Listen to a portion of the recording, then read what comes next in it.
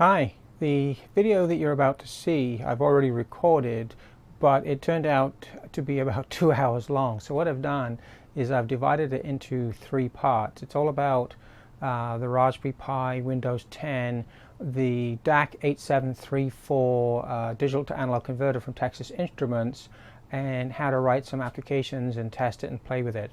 And one of the other things that was in the middle of it, because of some issues I had with it, was a little bit of SPI debugging using the Tektronix MDO 3054 oscilloscope with the SPI protocol decoder.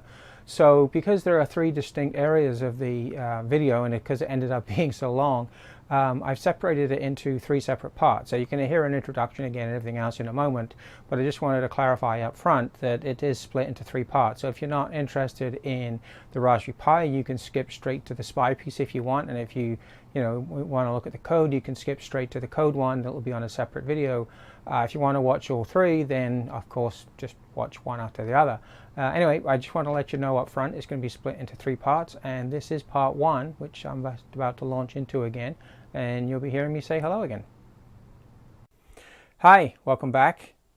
In this episode, we're going to have a look at a new digital to analog converter from Texas Instruments, the DAC 8734. This is a quad channel digital to analog converter, but what makes it special is that it has the capability of having a bipolar as well as unipolar output on each of its four channels, and it can also have an output range up to plus 20 volts on unipolar, plus or minus 10 on bipolar, and plus or minus 5 depending on how you set this thing up. The other nice thing about it is it is a full 16-bit low drift high accuracy digital to analog converter, and it is quite simple to interface. And what I'm going to show you today is how to interface this into a Raspberry Pi using the SPI connections and Windows 10 for IoT. So I've created a little application which I'll have a quick run through. I'm going to show you the chip. What I've got is some samples from Texas Instruments, so I've had to put them onto a carrier so that I can plug them into my breadboard. A few special things about the chip: if you set it to unipolar, you can go from 0 to plus 20 volts on the output, which is quite extraordinary. And if you remember back to the power supply project, one of the things I wanted to decide was whether I wanted to drive my power supply with a 0 to 5 volt control level or a 0 to 10 volt control level. A lot of the ones we've looked at in the past, for instance, some of the older Agilent power supplies use a standard 0 to 10 volt control circuit from their D2A converters and feedback and everything else in order to control them. And the good thing about that is it gives you a wide dynamic range, and you're not dealing with down in the noise floors of anything. So it's worth a consideration, and this digital to analog converter has that capability. One of the other nice things about this is that it also has registers inside that you can set up to adjust for zero and full scale offsets, so that you can effectively calibrate the device for various scenarios. Now, you need to do this every time you power it up and initialize it, but nevertheless, you do it once and you don't have to worry about it mathematically. The linearity is very good inside the D2A converter, and every channel has its own pair of 0 volts and full scale volts control registers, so that you can calibrate the output scaling, which is pretty good. So we'll have a look at that. Some of the other features that you have for this D2A converter is that channel 1 and 2 are grouped together as group A, and channel 3 and 4 are grouped as group B. And you can individually control whether these two groups work as bipolar or unipolar, and also whether you power them down or not. So if you're not using one of the channels, you can power it down. The other one will keep functioning perfectly fine. Even when you power down the channels, you can still actually write to the registers. What you've actually powered down is just the output stages. And what it does is puts a 10K resistor to ground on the output and disconnects the output op amps from it, so that you have a fairly positive tie down to ground and no noise. Now, the one I have is actually in a TQFP48 package, so it's one of these square ones, surface mount, and I have some headers that I bought off of eBay that I've mounted them up and set it up so I can put it on the breadboard. So a little bit of hot air gun to get that all done, and that was fairly straightforward. I've done some videos with soldering those things together in the past, so I'm not going to bother showing you again this time. So the device also runs from SPI bus. It's the only bus it supports, and it can actually run up to 50 megahertz. So it can, you should be able to run this thing and create some quite nice waveform generator outputs up to, as I say, plus 20 volts from 0 volts or plus or minus 10 volts if you want. So as a heart of a control system for even an arbitrary waveform generator, at least up to a limited bandwidth, it could be very handy. Now I've actually set up, as part of my testing, the ability to create sine waves with various boards that I've had it hooked up with. I've created some software for Arduinos, I've created some software for various launch pads, which of course between those two they're very, very similar, and I've also written a application to run on Windows 10 for the Raspberry Pi, which I mentioned before, and I've got a nice GUI for that one. One of the things that I've discovered with the Raspberry Pi, of course, is that the SPI interface, for some reason, it can output very, very quickly once it actually gets down to outputting on the registers, but the time between cycles is very, very slow. I can get up to about 250 hertz on just a launch pad, but if I actually do this with the Raspberry Pi, I'm down to very, very low frequencies, and I know that it's going to be more and more capable of that, but we're still not running with full release version of software, so I'm not going to give it too much of a kick right now and complain. I will actually lodge a defect with Microsoft to see what they have to say about it, but I haven't done that yet because I've just discovered it today. But anyway, we're going to go through all those things. So I've got the app. I can set each individual channel. I can change the modes of group A and B and various other things. So I guess I've blathered on enough about what this chip can do. Oh, the other thing about this, by the way, is it also is featured on a road test that's just about to start with Element 14. And Element 14 are one of the sponsors of this video because they've been kind enough to provide me the Raspberry Pis that I use for it. Texas Instruments provided a sample of the DAC and of course some of the other equipment from Tektronix and things that I'll be using in the video as well. So thanks to all of you guys for helping out and making that possible. But anyway, let's get to the breadboard first. We'll have a little walk around the hardware so I can show you what I've got, and then we'll go look at the software, and then we'll give it an exercise. Okay, first things first, breadboard. And I've got the header right here with the chip soldered onto it. So let's just zoom in there and we can have a look. Right down here. As I say, there's not terribly much to look at here because it's a QFN package and soldered on here. So that's the chip on the header board. As I say, the board real estate is quite big because it is a 48-pin QFN package that's soldered on there. And a lot of the pins, as you can see, there's not too much wiring around it because a lot of the options are driven, like whether you do a 2 times or a 4 times gain of the output stages, for instance, are driven by how you connect feedbacks on the op-amp. They're internal resistors on the QFN package, and you just jumper them from the outside. There's also a couple of uncommitted GPIOs, and what I've done with those is via the orange wire here and this yellow one is I've looped those back to the inputs that actually control whether you're running in bipolar mode or whether you're running in unipolar mode. So now, because of that, I'm able to control the mode of operation through software writing into the DAC registers. The other thing I've got on here, down here, is a 5-volt voltage reference. It's actually a Ref 02, but you can put better ones in. If you want to run this with very high stability as a precision DAC, then you would probably use something like the Ref 5020 from Texas Instruments or something like that. Over on the right hand side here, I've actually got a DC to DC converter. This is taking 5 volts in and giving me plus or minus 12 volts out. So it's just sitting here, and what I'm using that for is, one is providing a 12 volt power supply for the 5 volt reference, because obviously it needs more than 5 volts in order to regulate its 5 volt output. And the other thing is that because I want to be able to use this in unipolar and bipolar mode, I need a plus or minus 12 volts up. You can go up to about plus or minus 15 on this.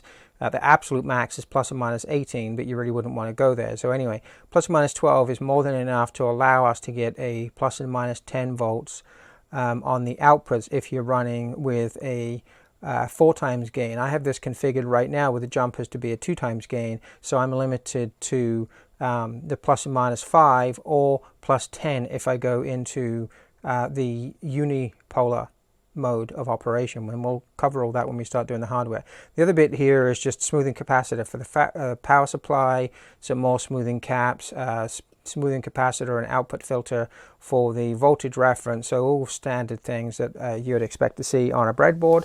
What I also have is a boatload of oscilloscope connections here. One of the things that I had an issue with is getting this working.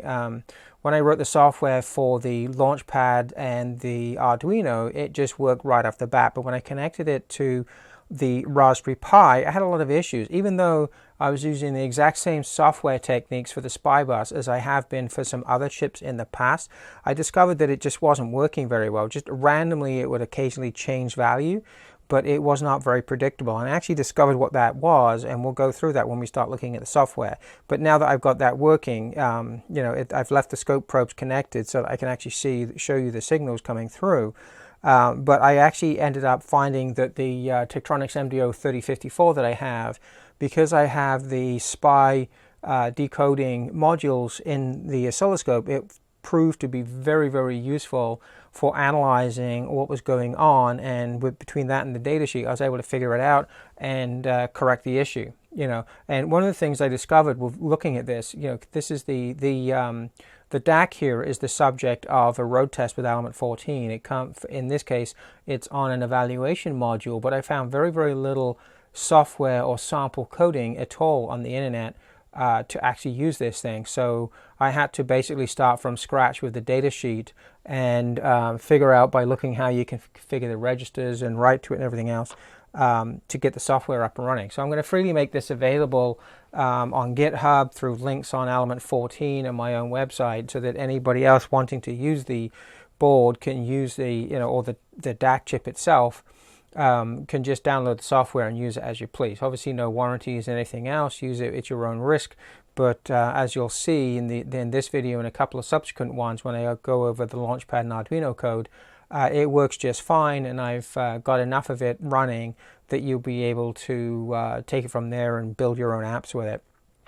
So I will go through a bit of work later, maybe in a separate video, on how I was looking at the SPI bus and everything else, but what I really want to do right now is cover how this thing is working with the Raspberry Pi, which of course is sitting right here underneath this 3D printed box here. So I'll just open that up for a second so that you can see. Let's take the lid off. All right, there's the Raspberry Pi.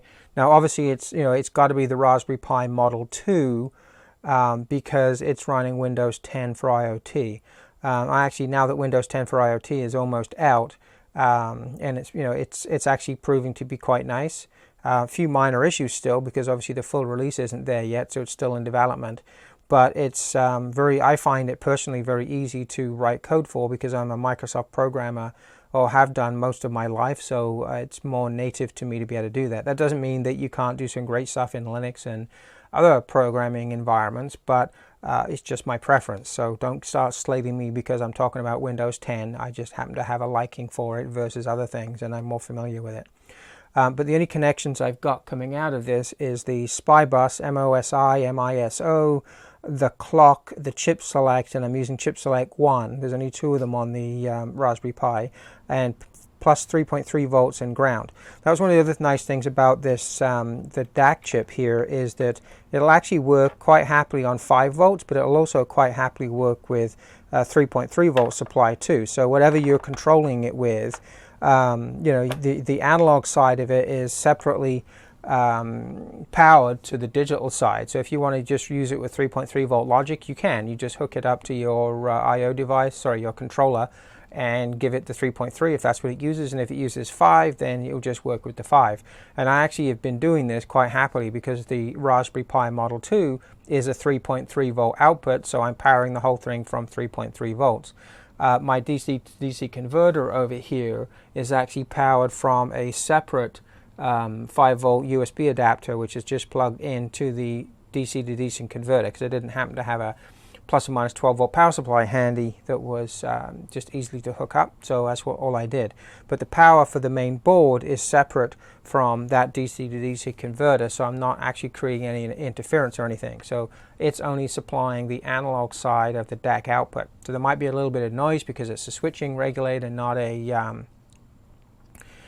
linear regulator, but nevertheless, for the purposes of what we're doing here, it's good enough. Obviously, if you're going to design this into a precision piece of product, you're going to take more care about the power supplies and everything else. But I want to just show you how to make this thing work as a starting point. So what else do we have? We've got two DMMs here hooked up. We've got one of them is hooked up to channel 0 output. The other one is hooked up to channel 3. And we have an oscilloscope hooked up to channel 4. So we may not get to look at the oscilloscope stuff because what I've got in the application I wrote is also the ability to output a sine wave. So I've got a sine table in there. The code pretty much structurally is the same for the Raspberry Pi, for the Arduino, and for the launch pads as far as what features I've set up to do it. Obviously, because the launch pads and the Arduino Uno do not have graphics interfaces, then I haven't created a UI for that, although I could probably write one in Windows and make it all look the same and behave the same. But I wanted to show for those ones it being driven directly. And for the Raspberry Pi, of course, because of the nature of what that is, I've put Windows 10 on it and I have it running as an IoT app. Now, this, when you see this, you'll see that it is actually very easily extendable to become a controller for your power supply, for instance. I'm using a mouse and a keyboard right now, but with a little bit of extra software, you could quite easily have it talking through the SPI bus to a graphics display, like an LCD color graphics display, and a touch screen or something like that if you wanted to. I think Microsoft have to fix the speed of the SPI bus first, but nevertheless the possibility is there, and I'm sure that they're going to speed this thing up. Otherwise, it would be not very usable for anything more than setting static voltages and things on DACs and ADCs. If you want to do some high-speed work, it's not going to be there yet until they fix these issues. Anyway, there's going to be a whole new version of Windows 10 for this coming out at the end of the month, because that's when the Windows 10 for desktops and the community edition of Visual Studio are finalized. Now, the community edition of Visual Studio is actually downloadable right now, but for the full release version. But don't install it if you're trying to write Windows 10 apps for the Raspberry Pi at the moment, because it is not compatible. They're not releasing the updated firmware and the remote debugging tools until the end of the month. So there's a few weeks where you're not going to be able to do any debugging or code writing if you upgrade to the full version of Visual Studio. So just hang on there if you want to do that, and just stick with the release candidate because it's still working. It's not been disabled or anything like that. And in a few weeks, I will actually create a new video for doing the installs of all of the new software, and we'll go through what changes may or may not have happened, because I haven't seen it yet for the Raspberry Pi. And we'll do a whole bunch of updates. But for the now, for this side of it, we'll just keep going and have a look at what we've got for talking to this DAC 8734 and using the Windows 10 to do it. It's actually worked out very, very nice. So without any further ado, let's get to the screen, and I'll show you the graphical side of it, and then we'll have a look at the code. And then after that, we'll do some actual testing where I'll show you writing the screen and outputting to the Raspberry Pi and getting it to actually change the voltages on the D to A converter.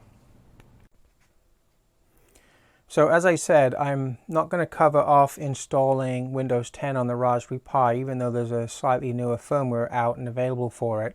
There's a couple of other nicer features been added into this as well, because in a couple of weeks it's all going to get changed again. So I don't see the point in making one just for a week or two and then have to change it and do it all over. So right now what you're looking at is the current installed Raspberry Pi with Windows 10 IoT software. The current version I've got is 10.0.10152.0. I have an Apple keyboard connected. I did have a few issues with other keyboards not working, both wired ones and wireless ones. They would intermittently work, but they were causing a lot of problems. And the one thing that I found that's been ultra reliable is actually my Apple keyboard. So that's what's got connected. I also have a wireless mouse connected. It's a standard Logitech, and that works just fine. and I'm hooked up to the HDMI output, and I'm powering it with obviously USB. And what else is connected to it? Oh, Ethernet, and that's it. I don't have a Wi-Fi adapter hooked up to this at the moment because Microsoft haven't got all that side of it sorted out yet, so I'm just using it with Ethernet. Anyway, so this is the splash screen that you have once everything's all working, and you can't start and stop applications directly from this. I'm sure that they're going to give us the ability to be able to start and stop things. You can see you've got full mouse capability here. You can go in. They've added this tutorial thing where it can go through a few pages and stuff like that. And so, you know, they've got like a bar at the top here to add things. So I'm not sure if you can put your own apps to that, but we'll find out. You know, as I say, once the release version has come out, we'll be able to have a look at that and play with it some more, and you know, once it's there, I'll go into more details. Anyway, that's the only, what I've just showed you there is basically the only screens that are available. If you do start getting the little rainbow square in the top right corner, that will mean that you are a little bit low on the volts on your power supply, so you might want to look at your USB cable and or the power adapter. Just be aware of not going too high a volts on the power adapter though, because usually the problem is actually the cable dropping too many volts and not the power supply itself. The other thing I wanted to just quickly mention as well with Windows 10 for IoT on the Raspberry Pi is that it is very particular about which SD card you use. I actually have some reasonably good quality Kingston ones, which are 16 gigabytes each, and when I tried to use those with Windows 10, they just wouldn't entertain it. It started going through the initialization and everything else. Of course, they would flash okay. But when I tried to run it, it basically just gave up the ghost. I even left it for like over an hour and everything running, and it just failed miserably. What I do have is a Samsung 32 gigabyte class 10, and the other ones were class 10 as well.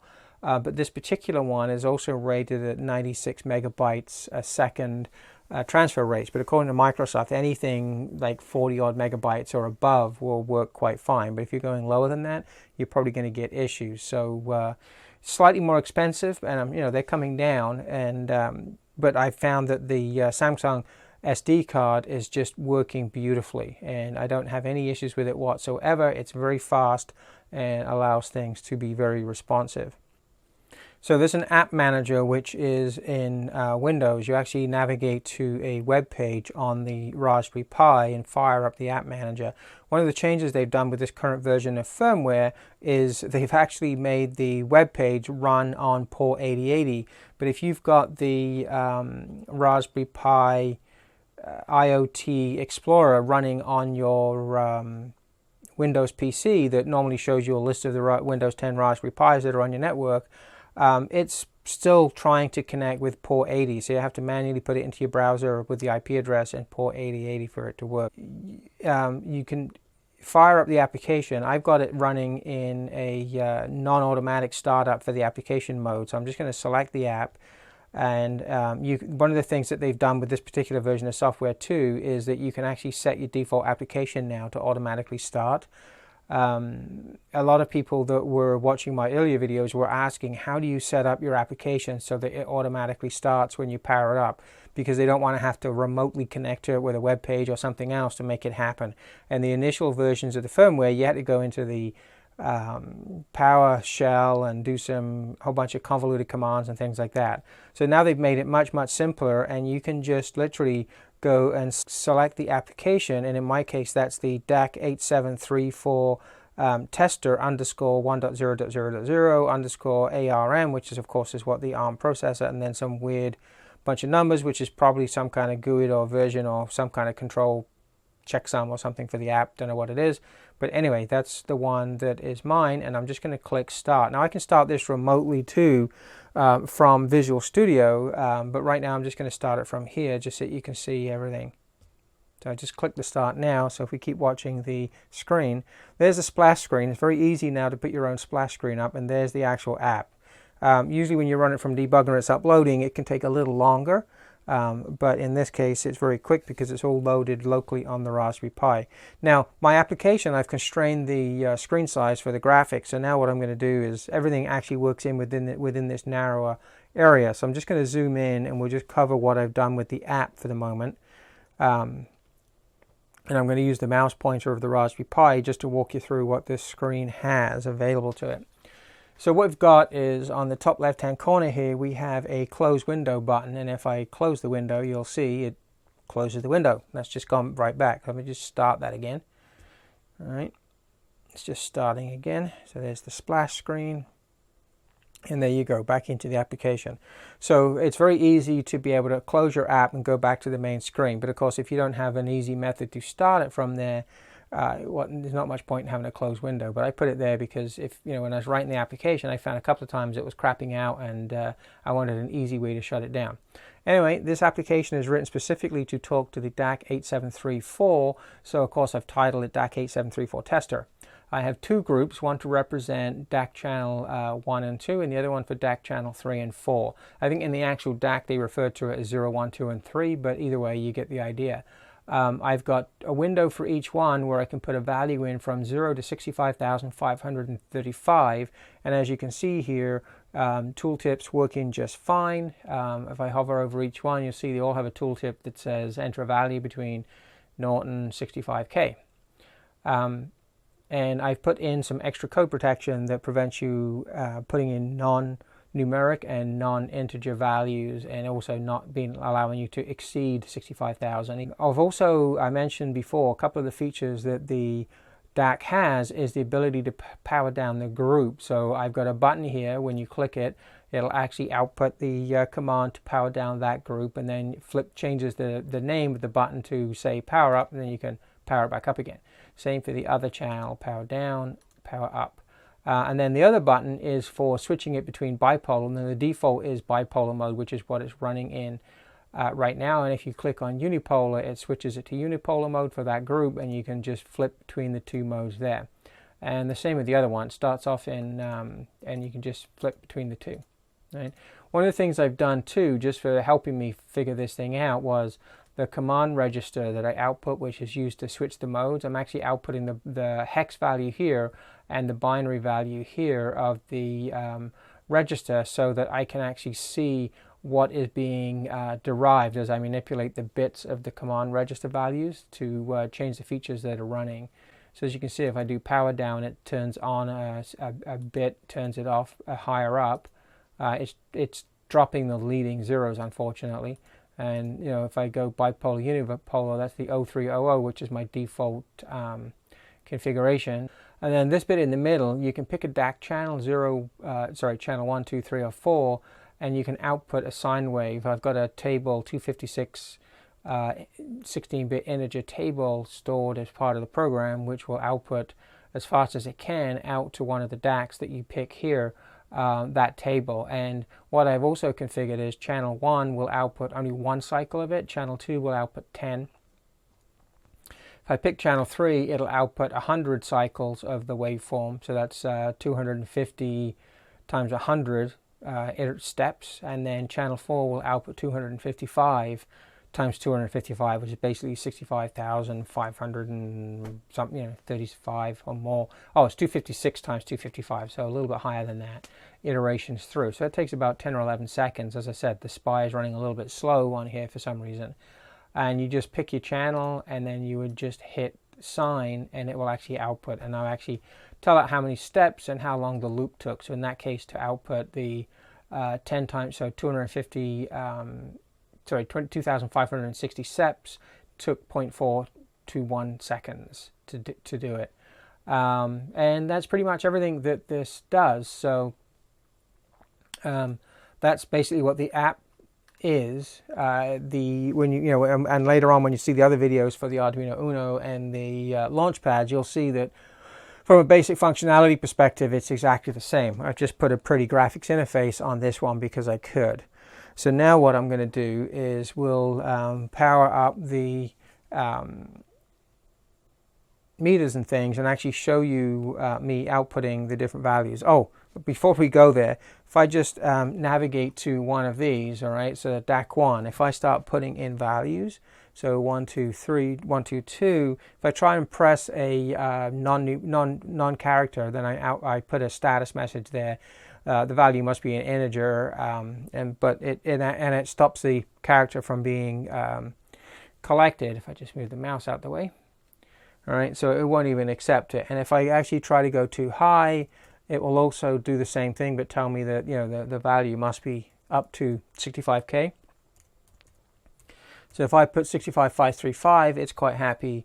But if I go in and put 65,536, it'll also tell me that there's an issue with the value because it's trying to go too high. Remember, it's a 16-bit DAC, so putting in a 17th bit will do you no good.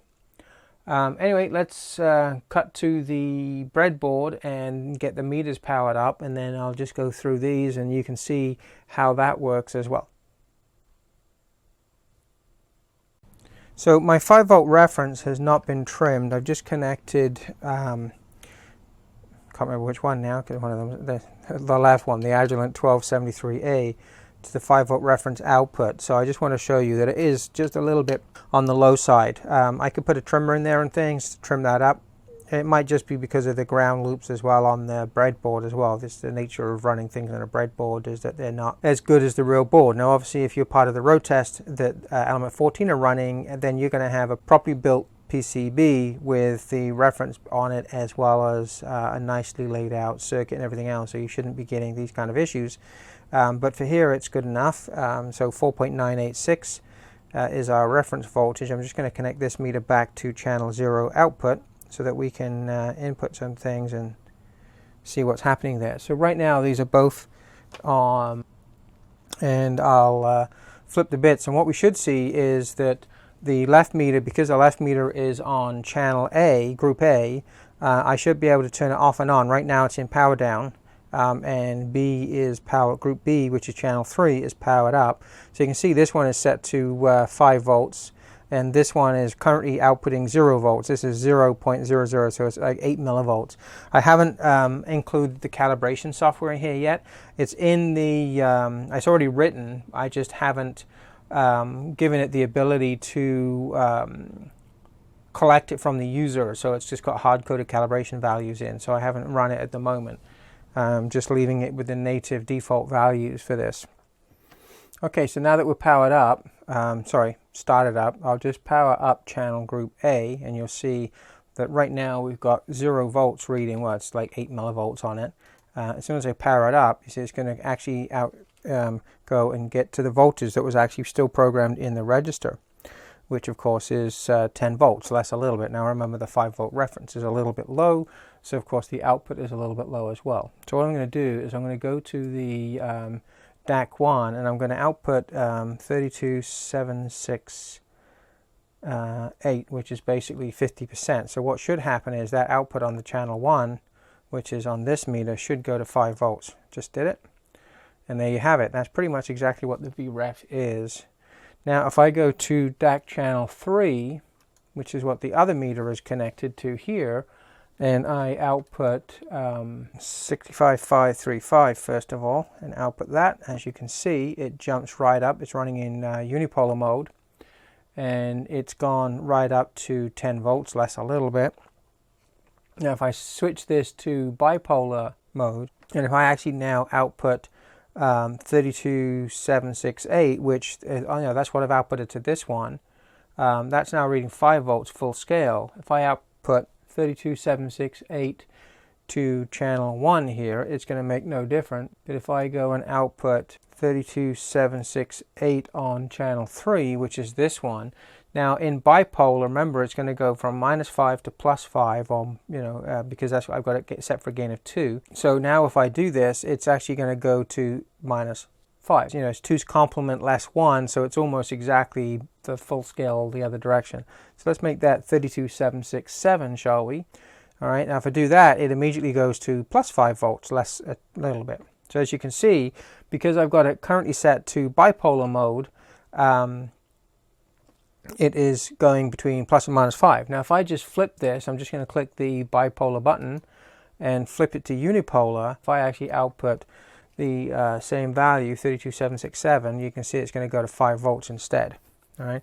When you flip the mode without updating the DAC registers, it often will get a little bit confused, I found. So when you do change the mode, you need to refresh the register values to reflect what you wanted, because we were basically set to 100% output in one direction and it kept that. So now I've outputted 32767 again, and it's gone to the plus 5 volts. Now if I output 65535, it'll go to full 10 volts. All right. And if I flip it back to bipolar mode, so I'm just going to output 32767 again. All right, and of course that stays exactly where it was. Now if I output 32768, it's going to go to minus 5 volts again. Now obviously when I flip back to unipolar mode, that 0 volts it's still going to be low, because it's obviously now can't be minus 5, which is what it is when I put it back to bipolar. All right, because it's unipolar, it has to be 0 or above, so it's flipped it up to 0, so it's moved the whole thing. Now if I output a different value to this, let's just say 255, all right, as you can see there, it comes up just a little bit. Now I'm flipping around on channel 3. Now if I just go to say 32767, all right, so we've got plus 5. Now I'm going to tell it to power down again, and as you can see there, it's actually shut down that output, but it hasn't affected channel 1 at all, because obviously, as I said, they're grouped into 2 separate groups. If I go to channel 1, I can do the power down there, and of course everything I've been doing with channel 2, it's the same for channel 1. I'm not going to really bore you by trying to do the same thing on that one by changing the values. The other thing I've got in the software, of course, is everything I've shown you right now. That's basically the functionality of the DAC. It does have these calibration registers, and when I do the Arduino Uno and things, I do output the calibration register values. I just don't have it hooked up in software yet on this version, because it's a lot more involved in doing the user interface under the Raspberry Pi on Windows 10, so I just haven't put it in there yet. And of course you've got to compile and output. It's a lot harder to, or it takes a lot longer in the cycles to tweak the values for that. But I will show you it in the code of what it does and everything, and we'll go through the registers on the data sheet as well. But anyway, what I'm going to do is right now is look at the oscilloscope and have a look at the data that's actually feeding from the Raspberry Pi output out to the DAC. And I'll just talk about one of the issues I had. So to finish, here is a quick block diagram / schematic, just roughly drawn, so that you can see how everything is hooked up on the Raspberry Pi. It's not very difficult. There's just a few connections. You've got the SPI bus connected through. You've got 3.3 volts and 5 volts, and then you've got the plus or minus 12 from the external DC to DC converter or power supply, whatever you want to use for that. So really from the Pi there is only the 1, 2, 3, 4, 5, 6 wires, 4 for the SPI bus, including the chip select, MISO, MOSI, clock, plus 3.3 volts and 0 volts, and that's all there is to it. So I've just shown the pins that you use on the Raspberry Pi 2.0 for that connection, and the other 2 power supply rails are simply from whatever plus or minus 12 volts power supply you want to happen to use. Now if you want to use a 20 volt output, obviously then the plus rail to the analog side will have to be plus 24 volts or thereabouts, or 22 volts. But in my case I just wanted to be able to go up to plus or minus 10. And that pretty much is it. So the next video is going to be covering the SPI bus and usage of the Tektronix oscilloscope to diagnose some of the problems and things I had with this, and then following on with the last video, which will look at the software for the Raspberry Pi 2 with Windows 10 IoT. So I hope you enjoy it, and if you do, give it a thumbs up. If you don't, well then don't. But we'll see you on the next video. Thanks, bye.